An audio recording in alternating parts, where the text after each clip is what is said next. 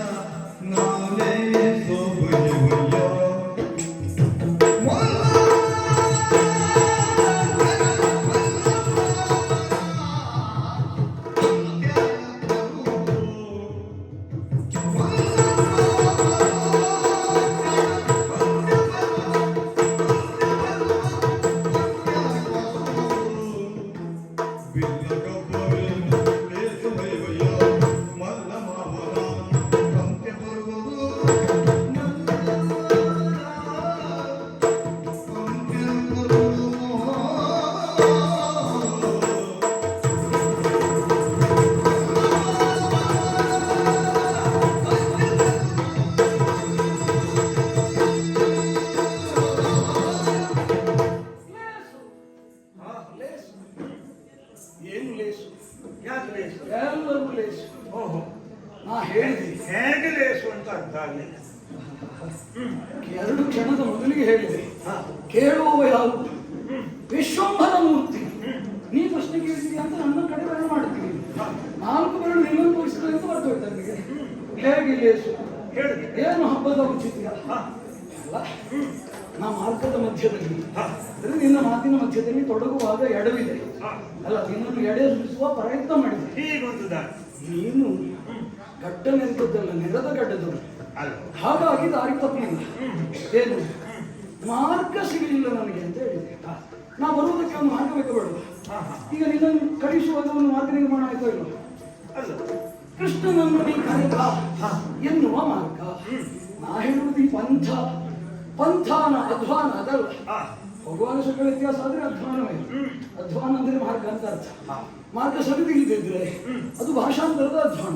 ಹಾ. ಹಾಗಲ್ಲ, ಈ ಅಧ್ವಾನದ ಮೂಲಕದಲ್ಲಿ ಬರುವಾಗ ಹಾ. ನಿನ್ನ ಬದುಕಿಗೆ ನಿಮಿತ್ತವನ್ನು ಹೇರಿದವನು ನನ್ನ ಮಾವನಾದಂತಹ ಕಂಸ. ಹಾ. ಉದ್ದೇಶೆಯನ್ನು ಅಳಿಯಂದಿರನ್ನು ಕರೆತರಬೇಕು ಎಂಬ ಹಾಗೆ. ಹಬ್ಬದ ನೇಮದಲ್ಲಿ ಕರೆತರಬೇಕು ಅನ್ನುವಂತ. ಹಾಗಾದರೂ ನೀ ನನ್ನ ನೋಡುವ ಹಾಗಾಯಿತು, ಹೌದು. ಅಲ್ಲ ನಾನು ನಿನ್ನ ನೋಡುವ ಹಾಗಾಯಿತು. ಅಂದ್ರೆ ಅಜ್ಜ ಮೊಮ್ಮಕ್ಕಳಿಬ್ಬರು ಒಂದಾಗುವ ಹಾಗಾಯಿತು. ಅದು ಪರಸ್ಪರ. ಇದಕ್ಕಿಂತ ದೊಡ್ಡ ಹಬ್ಬ ಬೇಕಾ? ಹಾ. ನನ್ನ ಪಾಲಿಗೆ ಇದು ಹಬ್ಬ, ನಿನ್ನ ಪಾಲಿಗೆ ಹಬ್ಬ, ನನ್ನ ಪಾಲಿಗೆ ನಿನ್ನ ಪಾಲಿಗೂ ಅದು ಹಬ್ಬವೇ. ಹಬ್ಬ. ನಮ್ಮವರನ್ನ ಕಾಣುವ ಹಬ್ಬ. ಸ್ವಲ್ಪ ಹೊತ್ತಾದ್ರೂ ನೀ ನನ್ನನಿಗೆ ಬರ್ತೀನಿ, ನನ್ನ ದಾರಿಗೆ ಬರ್ತೀನಿ. ಬಹಳ ನೀ ಸೇರಿಕೊಳ್ಳುವ ವಿಶ್ವಾಸ ಇರುವುದರಿಂದಲೇ ನಿನ್ನನ್ನು ನಾನು ಬಿಡುವ ಮನಸ್ಸು ಮಾಡುವುದಿಲ್ಲ. ಬಹಳ ಸಂತೋಷ. ಹೌದು. ಹಾ. ನಿನಗೆ ಸಂತೋಷ ಇದ್ದಿದ್ರೆ ನನಗೆ ಸಂತೋಷ ಆಗ್ತದೆ. ಅಲ್ವಾ? ಅವಿನಾಭಾವ ಸಂಬಂಧ ಅಂತ ಅದಕ್ಕೆ ಹೆಸರು. ಹಾ. ವಿನಾಭಾವ ಇಲ್ಲದೆ ಇರುವಂತಹ ಒಂದು ಭಾವ, ಆ ವಿನಾಭಾವ ಇವನನ್ನು ಬಿಟ್ಟರೆ ಆಮೇಲೆ ಆಗುವುದಿಲ್ಲ ಅಂತ. ಹಾ. ನೀ ಅಲ್ಲಿರುವಾಗಲೂ ಕೃಷ್ಣನ ಆತಂಕವನ್ನು ದೂರ ಮಾಡುವುದಕ್ಕೆ ಬೇಕಾಗಿ ಎಷ್ಟು ಸಲ ಕೃಷ್ಣ ಕೃಷ್ಣ ಅಂತ ಹೇಳಿದ್ದೀನಿ. ನಾ ಇಲ್ಲಿರುವಾಗಲೂ ಅಲ್ಲಿರುವಂತಹ ಪ್ರವೃತ್ತಿಯನ್ನು ದಮನ ಮಾಡುವುದಕ್ಕೆ ಅಕ್ರೂರ ಎಷ್ಟು ಪರಿತಮಿಸಬೇಕು ಅಂತ ನಾನು ಎಷ್ಟು ಬಾರಿ ಅಕ್ರೂರ ಅಂತ ಹೇಳಿದೆ. ಅಂದ್ರೆ ಅವಿನಾಭಾವ ಸಂಬಂಧದ ಆಪ್ಯಾಯತೆ ಎನ್ನುವುದು ಆಂತರ್ಯದಲ್ಲಿ ಸ್ಥಿರವಾಗಿತ್ತು, ಆದರೆ ಅದು ಬಹಿರಂಗ ಪ್ರತ್ಯಕ್ಷವಾಗಿರಲಿಲ್ಲ. ಅದಕ್ಕಾಗಿ ನನಗೂ ಗೋಚರವಲ್ಲ, ನಿನಗೂ ಗೋಚರವಲ್ಲ, ಇಬ್ಬರಿಗೂ ಹೃದ್ಗತವಾದದ್ದು, ಹಾ. ಮದ್ಗತವಾದದ್ದು ಆಪ್ಯಾಯತೆಯ ತೊಟ್ಟಿಲನ್ನು ಏರಿ ಏರಿ ಏರಿ ಏರಿ ಈ ಹಾಲನ್ನು ಕುದಿಸುವುದು ಯಾಕೆ? ಯಾಕೆ? ಅದರ ಸಾರಭೂತವಾದಂತಹ ಘೃತ ಎನ್ನುವುದು ಊರ್ಧ್ವ ನಿಕ್ಷಿಪ್ತವಾಗಲಿ ಕೆನೆ ಕಟ್ಟಿಕೊಳ್ಳುವುದು ಅಂತ ಒಂದು ಭಾಷೆ. ಆ ಪದರಗಳು ಘನೀಭೂತವಾದಾಗ ಅದರಿಂದ ಹಾಲಿನ ಸಾರಭೂತವಾದಂತಹ ಘೃತ ಸಿಗುತ್ತದೆ. ಹಾಲು ಕ್ಷಣಕಾಲ ಇಟ್ಟು ಮಲಿನವಾಗುವಂಥದ್ದು, ಹಾಳಾಗುವಂಥದ್ದು. ಆದರೆ ಅದರಲ್ಲಿ ಸೂಕ್ಷ್ಮ, ಅತಿ ಸೂಕ್ಷ್ಮ ರೂಪದಲ್ಲಿ ನಿಕ್ಷಿಪ್ತವಾದಂತಹ ಘೃತ ಅಥವಾ ಲೌಕಿಕ ಭಾಷೆಯ ತುಪ್ಪ ಎನ್ನುವುದು ಜೀವಮಾನ ಪರ್ಯಂತವೂ ಹಾಳಾಗದೇ ಇರುವಂಥದ್ದು. ಸ್ವಲ್ಪ ವ್ಯತ್ಯಾಸ ಆಗಿತ್ತು ಸ್ವಾದದಲ್ಲಿ ಅಂತ ಕೆಲವರು ಹೇಳೋದು. ನಮ್ಮಲ್ಲಿ ಹೆಂಗಸರೆಲ್ಲ ಆದರೂ ಔಷಧೀಯ ಗುಣಗಳೆಲ್ಲ ಮುಖ್ಯ ಆಗ್ತವೆ. ಅದಕ್ಕಾಗಿ ಈಗ ನೆರೆದ ಗಡ್ಡ ಬೇರೆ, ಗಡ್ಡ ತೆಗೆಯುವುದು ಬೇರೆ. ಹಾಗಾಗಿ ನಿನ್ನ ಗಡ್ಡದ ಮೇಲೆ ನನಗೆ ಆಸಕ್ತಿ ಎರಡು. ನಿನಗೆ ನನ್ನ ಭಾಷೆ ಪರಿಭಾಷೆಗಳೆರಡು ಅರ್ಥವಾಗ್ತದೆ. ಆದ್ದರಿಂದ ನೀ ಬರುವಿಕೆಗೆ ಅಥವಾ ನಿನ್ನ ಬರುವಿಕೆಗೆ ಒಂದು ಪಂಥಾನ ಹೇಗೆ ಏರ್ಪಟ್ಟಿತೋ ಹಾಗೆ ಮಧುರಿಗೆ ನಾನು ಮೊದಲ ಹೆಜ್ಜೆ ಇಡುವುದಕ್ಕೆ ಒಂದು ಪ್ರಯತ್ನ ಬೇಕು. ಹೌದು, ಅದು ನಿನ್ನ ಮುಖೇನ ಕಲ್ಪಿತವಾಯಿತು ಅಂತ ಹೇಳಿದ್ರೆ ಅದು ಯಥಾರ್ಥದಲ್ಲಿ ಕೃಷ್ಣನಿಗೆ ಹಬ್ಬ.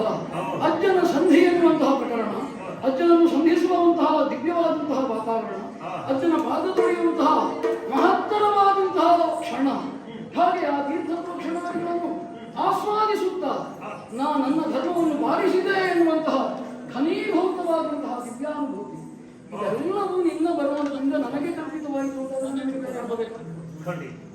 ಆ ಮುಖೇನವಾಗಿ ಆ ನೆಲೆಯಲ್ಲಿ ಆಲೋಚನೆ ಮಾಡುವುದಿದ್ರೆ ಸಂಭ್ರಮವನ್ನು ಹೆಜ್ಜೆಯಲ್ಲಿ ತೋರಿಸುವುದಿಲ್ಲ ಅಂತ ನಿಮಗೆ ಗೊತ್ತಾಗಿಯೇ ಹೀಗೆಲ್ಲ ಸದ್ಯದಲ್ಲಿ ಶಬ್ದದಲ್ಲಿ ತೋರಿಸಿದ್ರು ಅಂತ. ನಾ ಶಬ್ದವನ್ನು ಬಿಡುವುದಿಲ್ಲ, ನೆಲ ಬಿಡಲು ಶಬ್ದ ಮಾಡುವವನಲ್ಲ. ಹಾಗಾಗಿ ಯಾಕೆಂದ್ರೆ ನೆಲ ನಮ್ಮನ್ನು ಹೊರುತ್ತದೆ, ಅದು ತಾಯಿ ಅಂತ ನಾವು ಭಾವಿಸಿದ್ದೇನೆ. ಹೆಚ್ಚು ತುಳಿತಕ್ಕೂ ಒಳಗಾಗಬಾರದು, ದಿನನಿತ್ಯವೂ ನಾನು ತುಳಿಯುವುದೇ, ಆದರೆ ಪ್ರಯತ್ನ ಪಟ್ಟು ತುಳಿಯಬಾರದು ಅಂತ.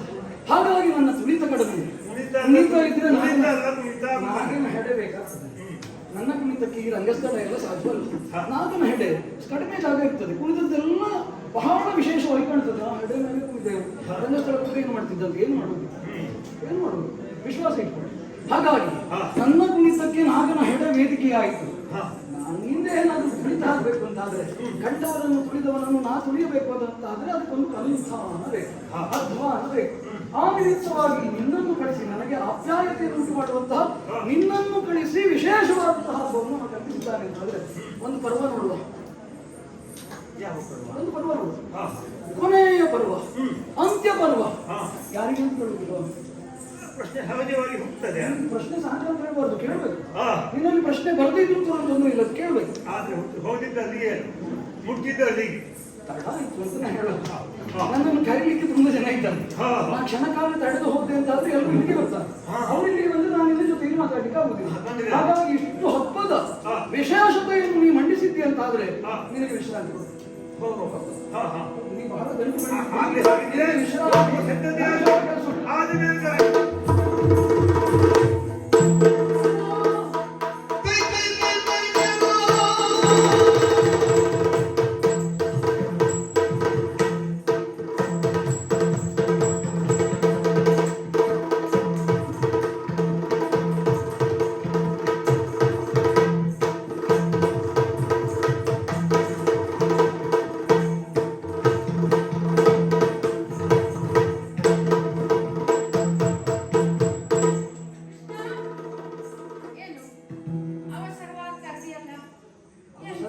ಎಂತದ್ದಲ್ಲ, ನೀ ಬರುವ ಹೊತ್ತು ಮೀನು ಬಹಳ ಸಮಯ ಆಯ್ತು ಅಂತ ಕೂಗಿದ್ವಿ. ಹಾಗೆ ಬೇರೆ ಕೂಗುದು ಬೇರೆ. ನಾ ಅಣ್ಣ ಅಂತ ಕರೆದ್ರೆ ಅದು ಕರೆ, ಅಣ್ಣ ಅಂತ ಕರೆದ್ರೆ ಕೂಗು. ನಿನಗೆ ಅರ್ಥ ಆಗುವಾಗ ಬಹಳ ಅರ್ಥ ಆಗ್ತದೆ. ಏನಾದ್ರೂ ಇವತ್ತು ಹೊತ್ತು ಕಡೆಗೆ ಮನಸ್ಸು ನನಗಿಲ್ಲ. ನಮ್ಮಲ್ಲಿಗೆ ಬಂದವರು ಮಕ್ಕಳು ಅಂತ ನಿನಗೂ ಗೊತ್ತಾಗಿ ಯಾಕೆ ಬಂದ ಅಂತ ನಿಮಗೆ ಜನ ಹೇಳಿರ್ಬೇಕು. ಹಾಗಾಗಿ ಅದೆಲ್ಲ ಮತ್ತೆ ನಾನು ಹೇಳುವುದಿಲ್ಲ. ಈಗ ಅವನು ಬಂದು ನನ್ನನ್ನು ಕರೆದ ಅಥವಾ ನನ್ನನ್ನು ಕರೆದ ಹಬ್ಬಕ್ಕೆ ನಾವಿಬ್ಬರೇ ಹೋಗುದಾ? ನಾವಿಬ್ಬರೇ ಹೋಗೋಣ. ಆದ್ರೆ ಒಂದು ನಿಮಂತ್ರಣ ಕೊಡ್ಬೇಕು. ನೀವೆಲ್ಲ ಬರಬೇಡಿ, ನಿಮಗೆ ಆಮಂತ್ರಣ ಉಂಟು ಅಷ್ಟು ಅದು ಕೊಡ್ಬೇಕು.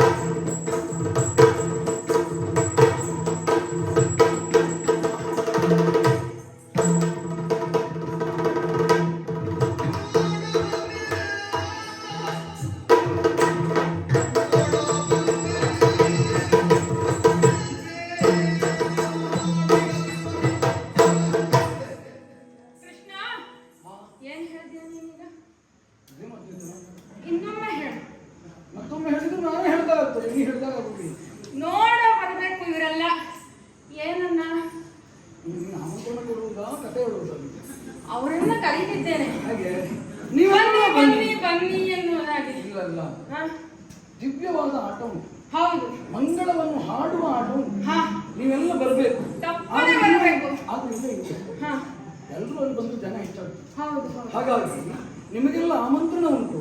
ಆದ್ರೆ ಮರುದಿನಲ್ಲಿ ಬರಬೇಕು ಅಂತಲ್ಲ, ಉಗ್ರಸೇನನ್ನು ಪುನಃ ಅಧಿಕಾರದಲ್ಲಿ ಪ್ರತಿಷ್ಠಾಪನೆ ಮಾಡುವಂತಹ ದಿವ್ಯ ಪರ್ವ, ಕಂಸನನ್ನು ಅಂತ್ಯಗೊಳಿಸುವಾದಂತಹ ಮಹತ್ತರವಾದ ಪರ್ವ. ಇದನ್ನು ನೋಡಿ, ಇಲ್ಲಿಂದಲೇ ನೋಡಿ. ಹಾಗೆ ನಿಮಂತ್ರಣ ಕೊಟ್ಟು ಸಾಕು. ಹೌದಾ? ಹೆಚ್ಚು ಕಡೆ ಕೊಟ್ಟರೆ ನಮ್ಮ ಹಿಂದೆ ಮತ್ತೆ ಇಲ್ಲ ನಿಲ್ಲುವುದಲ್ಲ ಅವಸರ ಅಪಘಾತಕ್ಕೆ ಕಾರಣ ಅಂತ ಸುಮಾರು ಕೆಲವರು ಹೇಳಿ. ನಿನ್ನಷ್ಟು ಸಹನೆ ನನಗಿಲ್ವ? ಹೌದು, ಅದಕ್ಕಾಗಿ ನಾನು ಆಮೇಲೆ ಕಳೆಯೋದು, ನನ್ನ ಜೊತೆಗೆಲ್ಲ ಕರ್ಕೊಂಡು ಹೋಗುದು. ಹೌದು. ಹಾಗಾಗಿ ಈಗ ಅವಸರ ಯಾಕೆ ಅವಸರ? ನಾವು ಹೋಗುವುದು ಯಾವ ನೆಲ? ಇಲ್ಲಿಯವರೆಗೂ ನಮ್ಮನ್ನು ಕೊಲ್ಲಬೇಕು ಹವಣಿಸುವಂತಹ ನೆಲ.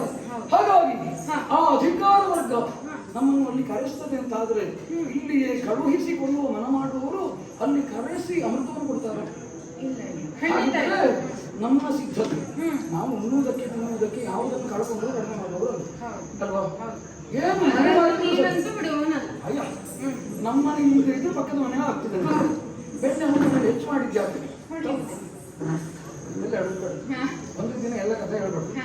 ಈಗ ನಮ್ಮ ಸಿದ್ಧತೆ ಏನು?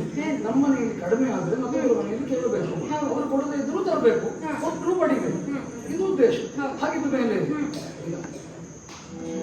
ಅಷ್ಟೇ ತಾನೇ, ನಾನಿಲ್ವಾ?